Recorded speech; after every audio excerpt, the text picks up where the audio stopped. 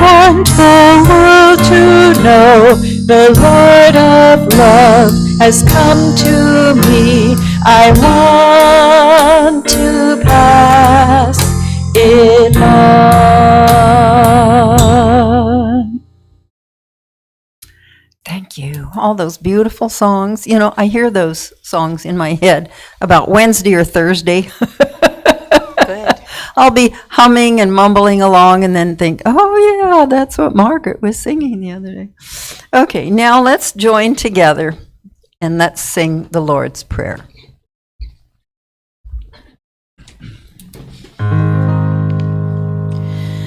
Our Father, which art in heaven, hallowed be thy name. Thy kingdom come, thy will be done on earth as it is in heaven. Give us this day our daily bread, and forgive us our debt as we forgive our debtors. And leave us not in temptation, but deliver us from error. For thine is the kingdom and the power and the glory forever.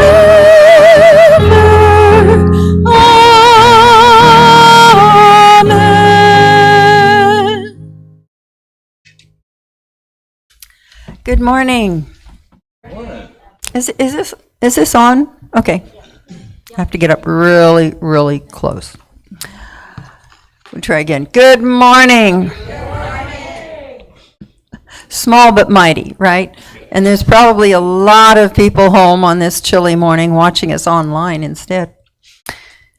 We have prayer pilgrims. Margaret and I are here, and so if you would like a prayer after church, and Jill, yes, oh, yes.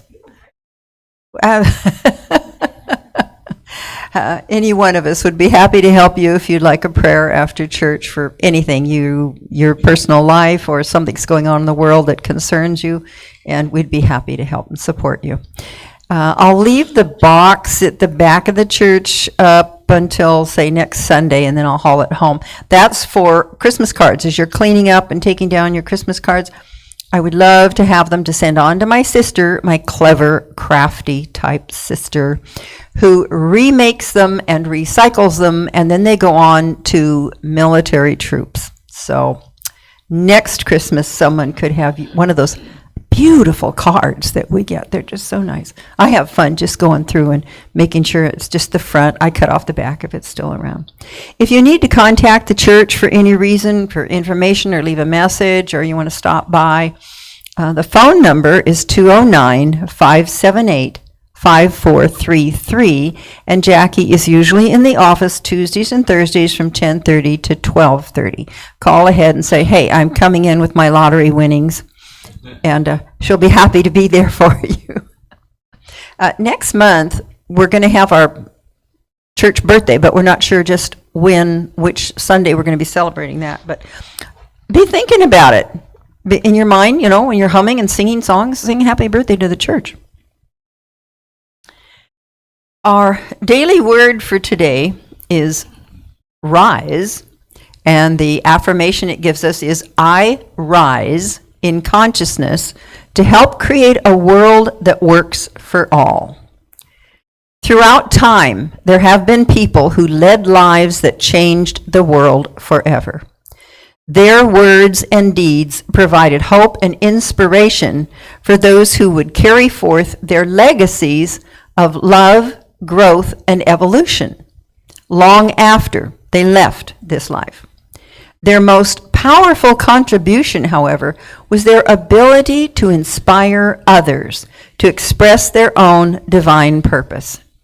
As more and more people reach their highest potential, the whole of humanity ascends. Today, I honor those who have led lives of service, striving for truth, love, and justice. I take steps, not just to commemorate their journeys and contributions, but to embark upon my own. I rise, grateful to contribute all I can to the growth and evolution of humankind. And from Ezra 10:4, take action, for it is your duty, and we are with you. Be strong and do it. That really brings to mind tomorrow's celebration of Dr. Martin Luther King. Talk about living on after you're gone. He really did it, and his inspiration. And I was thinking lately of Bishop Desmond Tutu, who passed not long ago, a major contributor to humanity. Many decades ago, when he did the reconciliation courts, I watched it and I was just blown away with the forgiveness that man had in his heart and inspired in others and had people walk through. It was absolutely incredible. I thought, I am looking at Christ consciousness in action. He was very, very special. So people like that we will remember. Tomorrow, is the holiday. And take a moment and think of people like that have done things that inspire us all. It's good for us to be inspired. And we can rise up and do something. Yes? Oh, perfect. Jackie, you're incredible. Okay, look what we have here. Let us say together, I rise in consciousness to help create a world that works for all. Wonderful. And now we have some music, and we will have a quiet meditation.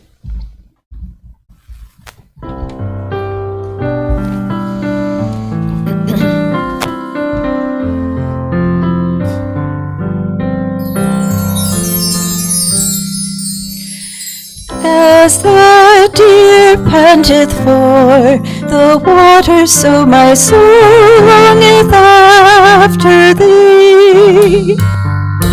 You alone are my heart's desire, and I long to worship thee.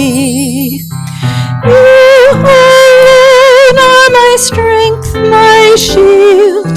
To you alone may my spirit yield. You alone are my heart's desire, and I long to worship thee. You're my friend, and you are my brother, even though you are a king. I love you more than any other, so much more than anything. You alone are my strength, my shield. To you alone may my spirit yield. You alone are my heart's desire, and I long to worship thee. I want you more than gold or silver, only you can satisfy.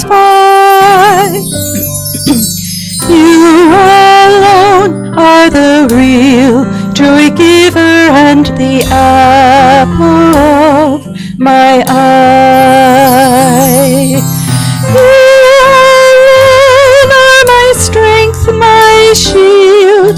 To you alone may my spirit yield. You alone are my heart's desire and I long to worship thee. You alone are my heart's desire and I long to worship thee.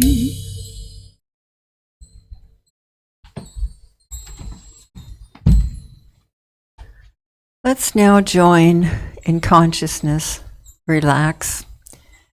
Get comfortable in your chair and feel a very definite dropping off and releasing. Letting go. And how we feel so much lighter, safer, when we let go of the things that we no longer need or want. Those heavy thoughts that weigh us down, let them go. Feel like you're just tossing things over your shoulder or out of your little boat of life. Let go. Let them wash away, drift away. They're not needed. The beautiful, healthy winds of life can just blow away the things that we don't need. And then we're left with going within to our inner self and opening up our heart as if we open a chapel inside us, a sanctuary. And it's beautiful and light, filled with love. That is our true nature. This is our Christ consciousness always with us. Let us open up. Let it express. Let that true self come out and share love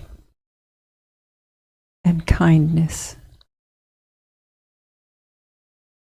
All we want to do is worship thee, express thee, live thee.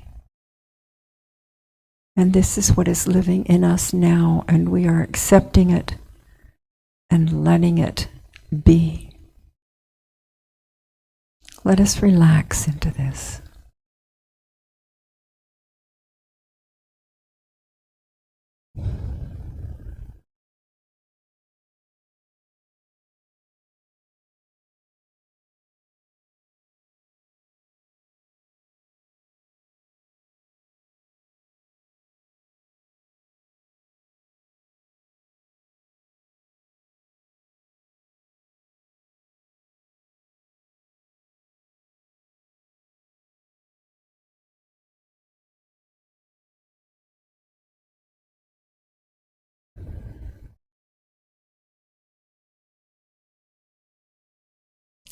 And let us feel grateful as we continue to hold that love and life and joy within us.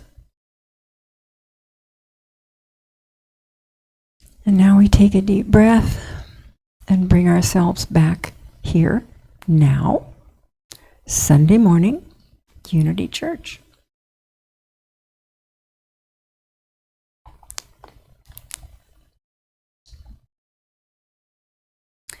Last year, I read a book, and now everybody starts laughing. Of course, I read a book. I read a dozen a week or whatever. Last year, I read a recommended book entitled Live Longer, Happier, and Healthier with the Groundbreaking Science of Kindness, The Rabbit Effect. I had to chuckle at that groundbreaking science because my generation was brought up on kindness being taught, expected.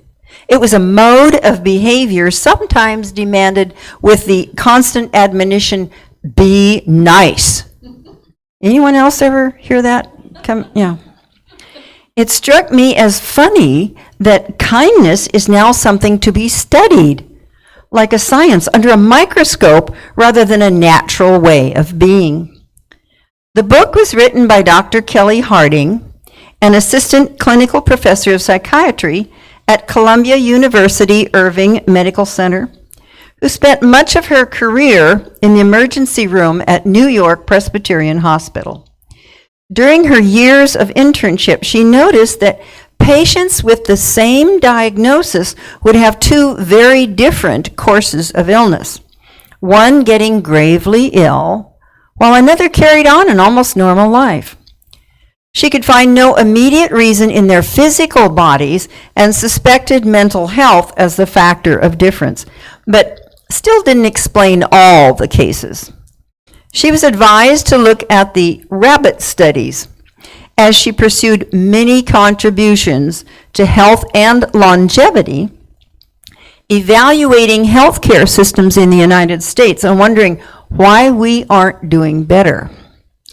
In her search, she read about studies done in the late 1970s to establish the relationship between high blood cholesterol and heart health. The study used New Zealand white male rabbits. One group was fed a high-fat diet, and one group had standard rabbit feed.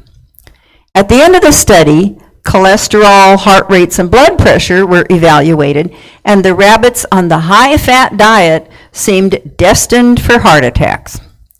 But when the fatty deposits in the blood vessels were analyzed, the doctor in charge found a wide variation and no clear biological explanation for the findings. So he and his team looked for clues and found nothing unusual. So they continued to search and found that the rabbits who had fewer fatty deposits were all under the care of the same handler, an unusually kind and caring individual who handled her animals differently.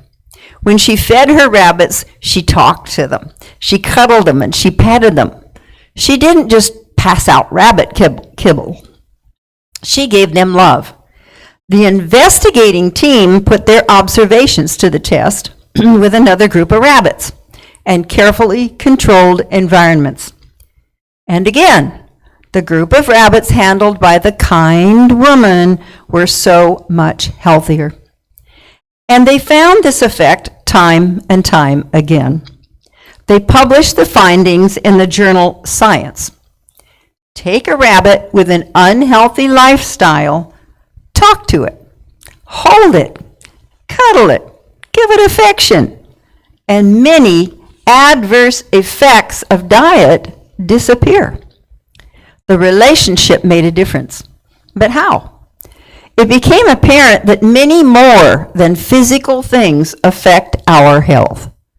So Dr. Harding made a search of many things, hidden factors, she called them, that affect our health. She then goes on to discuss a long list of things beyond our usual diet and exercise to be healthy. She looked at relationships, one-on-one, and the social ties to our families and communities, groups of different types, our work, and what we do to find purpose in life, and the balance between work and recreation.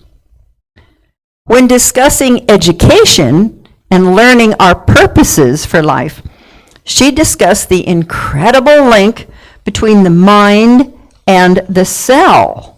Mental well-being and optimism correlate with longer survival. And not long ago, I read that optimists live longer. And I'm going, yeah. Of course, I was applauding when she was talking about the mind-body connection. And then when she went on to advocate to never stop learning and that a healthy life is continual learning, I was hollering, read, read. Phyllis and I meet in the library, right? Yay, read. She looked at the importance of neighborhoods on our health and the influence of fairness. Human rights in our society make a difference. God bless Dr. Martin Luther King, making a difference on the health of everyone. And she searched into the health of living by the Golden Rule, complete with graphs and statistics to show how we are healthier and we live longer when we live and practice the Golden Rule. Basic metaphysics. She discussed the environment and its influence on our health, along with compassion. She called caring for other a superpower we all have. And I thought of my grandma, who so often reached out to help others and lived to be 99. Yay, Grandma. One very interesting topic she touched on was trust and the effect on our collective health. Collective health refers to our health as a group. Think of how something that happens to one person, one family, or in one area, and then it goes out to affect a nation, like the Kennedy assassination or the pandemic. Stress alone affects the entire community of our country. The stress alone, even without any other aspects, is unhealthy. And one of the things that happens is a loss of trust. We feel unsafe. Do we trust politicians who change their message from one week to the next? Do we trust political analysts whose stories are often at polar opposites? Do we trust pharmaceutical companies who want to make money on our health challenges? When we watch ads on TV, what can we trust? Actors who claim to love the product, they get paid to say that. We have a number of areas in our lives where trust is a constant issue, and it leads to stress and lack of sleep and unhealthy experiences. We need to have some trust in our lives to have at least a basic foundation of good health. We can turn to our spiritual life, knowing that we can trust that God is, and God's laws are always absolute, always working all the time in the same way. We can trust the absoluteness of the law. Sometimes we might wish it was otherwise. I have to obey the spiritual laws or I'm in trouble. Yet, being able to know that there is one area in life that we can trust creates a basis for good health. What I give out, what I focus on, what I live from day to day brings the same back to me. Absolutely. On that, I can build a foundation of trust to have one area of my life that's stable, provide comfort, and improve health. That's a good topic to delve into sometime on a deeper level. The author eventually winds her way back to kindness, the rabbit effect, and its effect on our health. We've all heard of the ripple effect, how we do something and perhaps a random act of kindness. I found my old bumper sticker. And it ripples out through our immediate family and friends to the surrounding community, the state, and eventually the world. Our social world is a power that helps determine our health and the health of others. The hug we give a child or a spouse in the morning may influence how they handle an unpleasant interaction at work or at school. The friendly chat with a neighbor helps her be kinder to the cashier in the store who just might be having a hard day. And the opposite, of course. We berate an employee who goes home and decides to just veg out in front of the TV instead of attending a night school class to feed her brain. Each small daily choice we make nurtures our emotional well-being or aggravates our stress in a way that helps or hinders our physical health and the health and well-being of others. On a daily basis, our small, seemingly insignificant choices and experiences create the cultural fabric of something so much larger than we could ever imagine. And kind and loving choices that support emotional well-being and reduce stress may help prevent or delay the onset of many diseases. The evidence is that toxic or prolonged stress increases inflammation and puts people at risk of heart attack, stroke, infections, diabetes, mental illness, and the list goes on and on. The tiny kindness that you practice today may save a life, yours and someone else's. And that healthy effect that goes out into the community comes back to support you. We might want to emulate Ben Franklin, who would reportedly ask, "What good can I do today?" Keeping that question at the front of our minds keeps us aware and watching for an opportunity. If we encounter a challenge, a person looking lost, a screaming child, an angry customer, we can ask, what can I do at this moment that could add kindness to this situation? A pause to give directions, offer a hug or a smile, or listening to a problem. Small gestures that support human worth, practiced regularly, create community, foster trust, and help our collective health. Our daily decisions can bring powerful changes in our lives and the lives around us. Kindness and love are abundant, renewable resources, and more powerful than we may have ever imagined.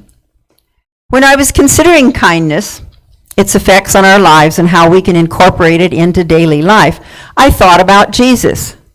We sometimes ask ourselves, well, what would Jesus do? Or how did he give us an example of this? I thought of the time a woman touched his robe. He was walking along with his usual crowd of disciples and students lecturing and teaching, and the woman touched the hem of his robe. He knew it immediately and stopped to ask, who did that? She apologized. She didn't want to disturb him. He's an important rabbi. He's in teaching mode. But he kindly paused, acknowledged her, and told her it was her faith that healed her. He didn't scold or complain about being interrupted. He was kind. He called her daughter, a term of endearment. And when he was, again, lecturing and teaching a group of people, class was in session, and the children were running around playing, making noise as children do when adults, perhaps embarrassed parents, tried to quiet the children and take them away. He said, no. Bring them to me here. Bring them here. They are a great example of being open to learning. And he was again kind. In John 13:34 and 35, we're told that Jesus talked about the new commandment he has given, that we are to love one another, even as I have loved you. And when we love, we are kind to each other. So many examples Jesus gave us. When he healed the leper, he touched the untouchable. He looked beyond societal stereotypes because lepers were shunned, isolated, mistreated. But Jesus healed kindly, with compassion. When Jesus dined with Zacchaeus, the tax collector, he did so despite all the grumbling people claiming that tax collector was a sinner. And many of the tax collectors of the day lined their own personal pockets. Their complaints were not unfounded. But Jesus forgave, believed promises of new behavior, didn't judge, and was kind. When Jesus preached to the Gentiles, as when he met the Samaritan woman at the well, again, he broke societal boundaries because Jews and Samaritans did not talk to each other. But Jesus taught her without prejudice, teaching her about the living water. Showing kindness is universal. We shouldn't only be kind to our own race, but to everyone. When Paul was giving advice in his letter to the Ephesians 4:32, he says, "Be kind to one another, tender-hearted, forgiving one another, as God in Christ forgave you." Think of Jesus at his death on the cross, asking God to forgive them, for they know not what they do, kindly caring about all of humanity, not full of resentment or lashing out in anger, but kindly using compassion for forgiveness, knowing that humanity operates in a high measure of ignorance, unaware of the true power of love and the absoluteness of the law. He is ever our way sure. At the same time I was reading about the rabbit effect, I was reading a book called Kitchen Table Wisdom by Dr. Rachel Naomi Remen, a 10th anniversary edition. One of my many thoughts about these two books is that both women were doctors. And weren't they busy enough being doctors? Did they also have to write a book? My gosh, what creativity and talent, and I was glad they made the effort. Dr. Remen is a clinical professor at University of San Francisco and founder and director of the Institute for the Study of Health and Illness at Commonweal, a retreat center in Marin County. She's had Crohn's disease for over 60 years, so has a unique blend of viewpoints from both physician and patient. What she observed years ago is the healing power of sharing our personal stories. On the idea of sitting around the kitchen table over a cup of coffee or tea, exchanging the stories of our experiences. What she observed and experienced was the healing power of such simple, basic sharing. We sit down and tell what we've been through, how we coped, what worked and what didn't.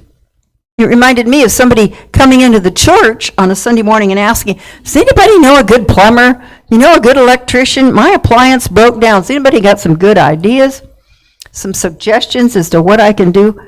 When we share what might work, who to contact, we learn what's going to work, and we also learn what to avoid. Don't call that person. And we learn from and we support each other this way.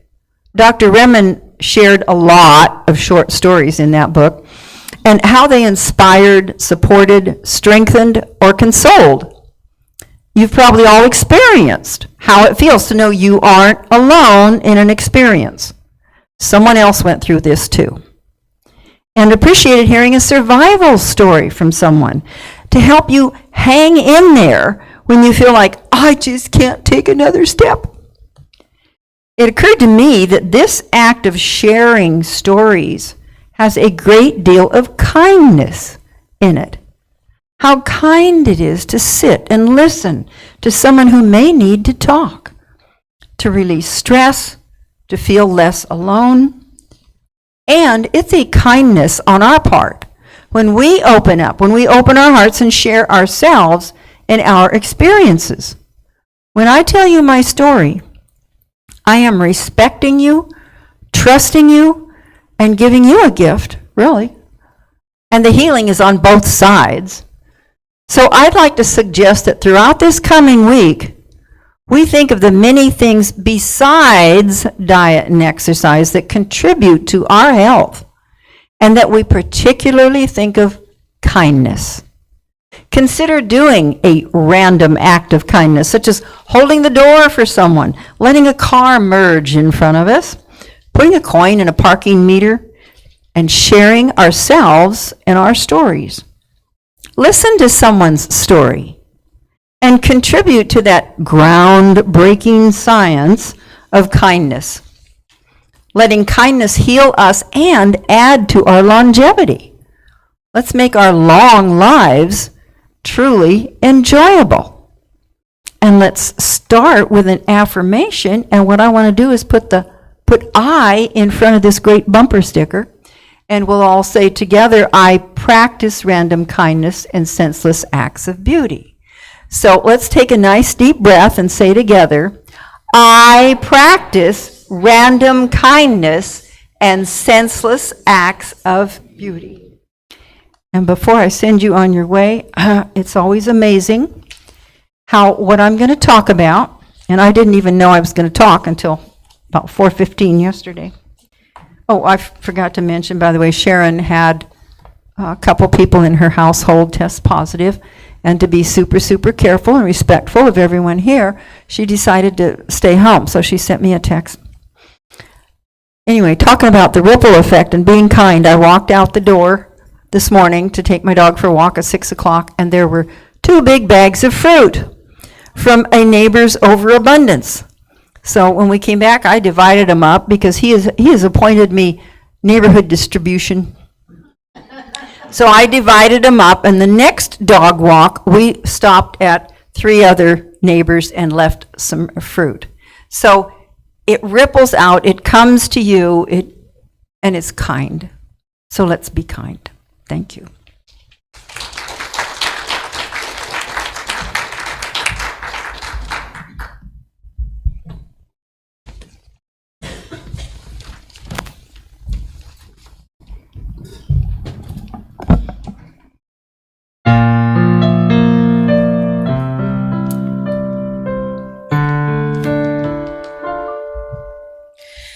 Everywhere I look, I see God in everything. Deep inside and all around me, God in everything. I can feel it in my beating heart, God in everything. It's in every breath of life I take, God in everything.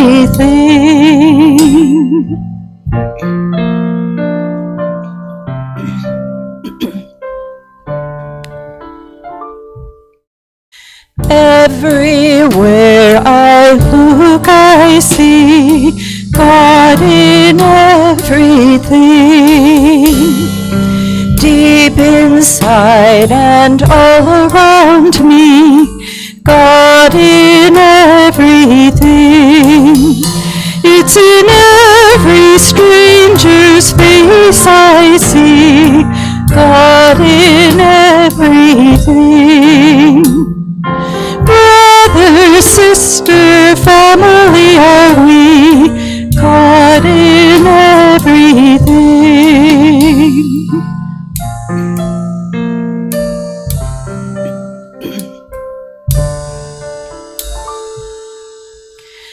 Everywhere I look, I see God in everything. Deep inside and all around me, God in everything. Mountain, valley, lake, and stream, God in everything. All creation beautiful and free, God in everything. God in everything. God in everything.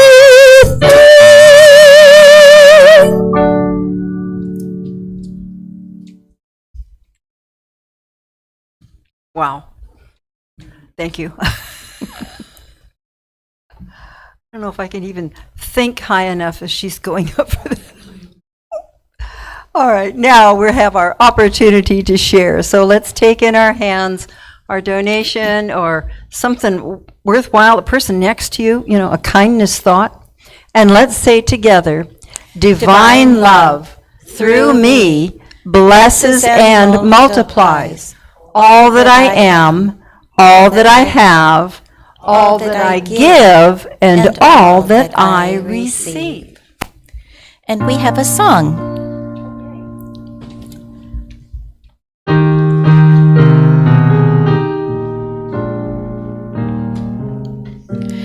I give my offering to God because He gives to me. I praise and bless it with His love then like I set it free. I give in love, my gift I bless, and giving brings me happiness.